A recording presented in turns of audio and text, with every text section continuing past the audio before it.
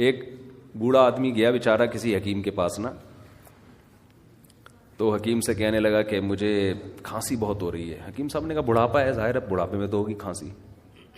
اس نے کہا حکیم صاحب جوڑوں میں بھی درد رہنے لگا ہے. حکیم صاحب نے کہا بڑھاپا ہے, بڑھاپا ہے, اب یہ ٹھیک ہونے کی عمر نہیں ہے, بڑھاپا ہے. حکیم صاحب میں چلتا ہوں تھوڑا سا ادھر بھی کمر میں بھی پین شروع ہو جاتا ہے. حکیم صاحب نے کہا بڑھاپا ہے. حکیم صاحب نے, وہ بوڑھے کو غصہ آنا شروع ہو گیا, یار کوئی علاج بتاؤ یار. تو بوڑھے آدمی کو غصہ آ کے حکیم صاحب سے کہتے کیا بڑھاپا لگا کے رکھا ہوا ہے یار, ہر بات میں بڑھاپا. حکیم صاحب نے کہا یہ بھی بڑھاپا ہے. جو آپ کو غصہ آ گیا نا, ایک دم ایکسائٹیڈ ہو رہے ہو, تو دیکھو کیا کر رہے ہیں, ٹینشن دے رہے ہیں. ایسے ایسے نسخے بتائیں گے, آدمی کہے گا بھائی یار میں بیماری ٹھیک ہوں. ایک حکیم صاحب کے پاس, ہمارے جاننے والے حکیم تھے, ان کے پاس ایک پیشنٹ گیا, کہنے لگا کہ کیلشیم کی کمی ہے نا. حکیم صاحب نے کہا اچھا نسخے بڑے خاندانی ہوتے ہیں بازوں کے پاس, لیکن وہ کون بنائے بیٹھ کے.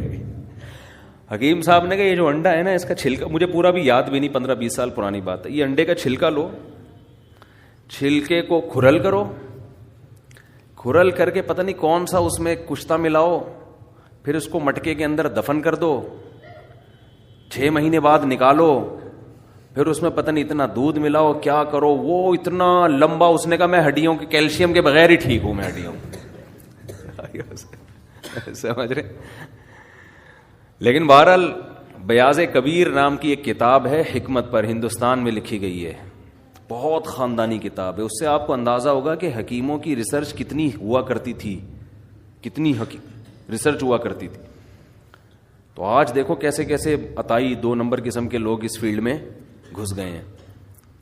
لیکن کتابیں پڑھ کے خود سے نہ کھانا شروع کر دیں کیلشیم کے لیے, جب تک یا تو کسی ڈاکٹر سے دوا لیں سیدھا انسان کے بچوں کی طرح, یا کوئی صحیح ریلائبل حکیم ہو جو کسی ادارے سے پڑھا ہوا ہو. پراپر ادارے کے پڑھے ہوئے آدمی میں غلطی کا امکان کم ہوتا ہے. پیچھے پورا انسٹیٹیوٹ ہے, ادارہ ہے, وہ کوئی ایسی چیز مارکیٹ میں نہیں لائے گا جو کسی کو پتہ ہی نہیں ہے.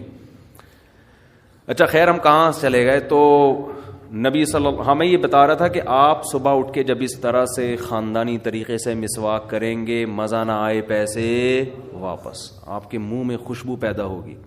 دیکھو ٹوتھ پیسٹ کی خوشبو نہیں ہوتی, ٹوتھ پیسٹ آپ کے منہ کی بدبو کو دور تو کر دیتا ہے, لیکن اس میں خوشبو نہیں ہوتی.